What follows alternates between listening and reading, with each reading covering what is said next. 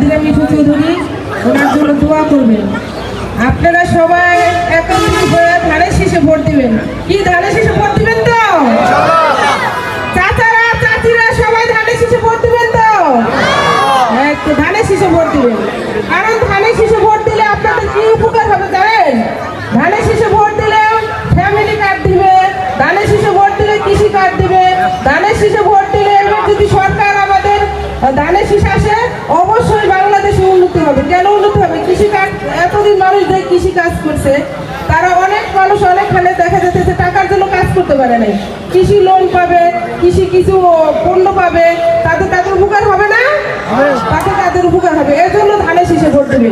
এই যে ইমাম সাহেবদের একটা ভাতার ব্যবস্থা করছে, তাদের উপকার হবে না? অবশ্যই তাদের উপকার হবে। এর জন্য ধানের শীষে ভোট দেবেন। ধানের শীষে ভোট দেবেন এর জন্য শিবচরের একদম প্রথমে মনে হয় আমরা ধানের শীষের প্রার্থী মহিলা নেত্রী পাইছি। অতএব ধানের শীষে ভোট দেবেন। মহিলা মানে কি? মা, বোন, কারো মহিলা ছাড়া কিন্তু চলে না। আদমকে যখন সৃষ্টি করা হয়েছে, আদম একা কিন্তু দুনিয়াতে থাকতে পারেন, এর জন্য কিন্তু হাওয়ারে সৃষ্টি করা হয়েছে। অতএব মহিলাকে আপনারা সম্মান করবেন। মহিলা ভোট যারা আছেন, আমাদের মা বোনেরা এই ঘরে আছে, দেখা যাইতেছে আশেপাশে আছে, আপনাদের কাছে আমাদের অনুরোধ না, আপনাদের কাছে আমাদের দাবি, আপনাদের ভোটগুলো অবশ্যই এবার ধানের শীষে দিবেন।